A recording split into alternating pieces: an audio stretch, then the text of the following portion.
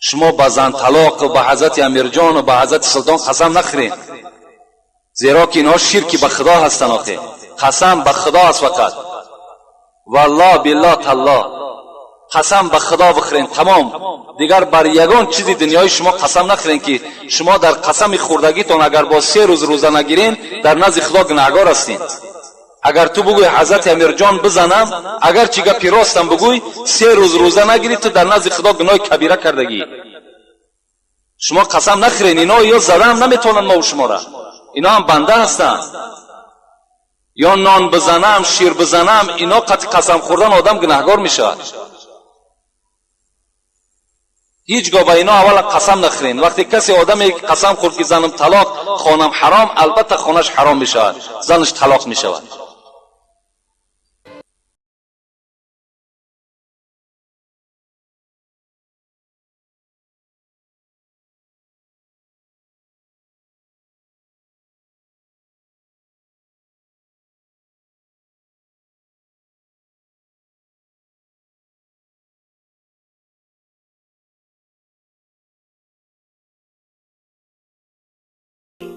بیننده عزیزی که چهارشماره اخیرشون 1889 هست پرسیدن که قسم خوردن که فلان گناه رو مرتکب نشوند، باز قسمشون رو فراموش کردن و باز اون کار رو انجام دادن، باید چی کار بکنن؟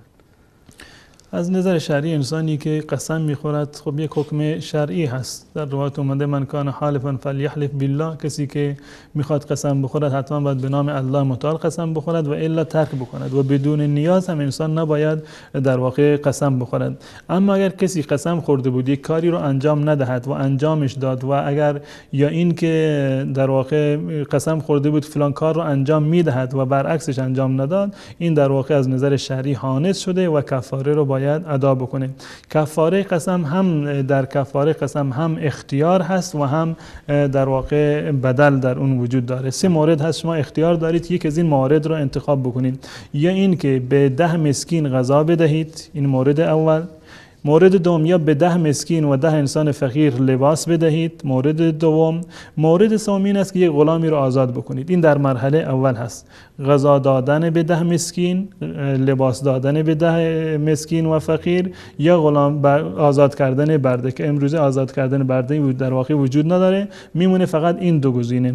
برای اطعام مسکین، برای اینکه فقیر رو غذا بدید، لازم نیست که شما در واقع یک شبانه روز کامل غذا بدید، یعنی صبحانه و نهار و شام بدید تا اینکه به اصطلاح 10 مسکین کامل باشه.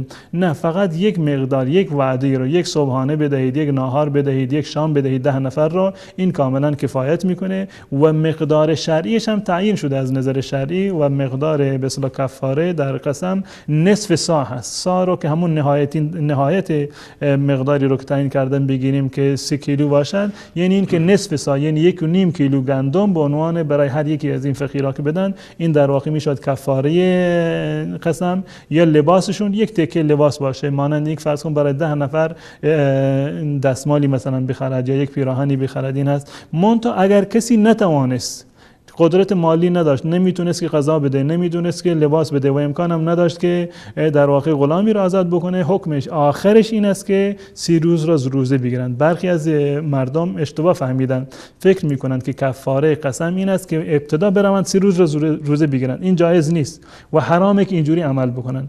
حکم اولش اینه که شما باید غذا بدید، یا غذا بدید، یا لباس بدید، یا غلام آزاد بکنید. اگر نتوانستید، مرحله بعدی این است که 3 روز را روزه بگیرید. این کفاره قسم شماست.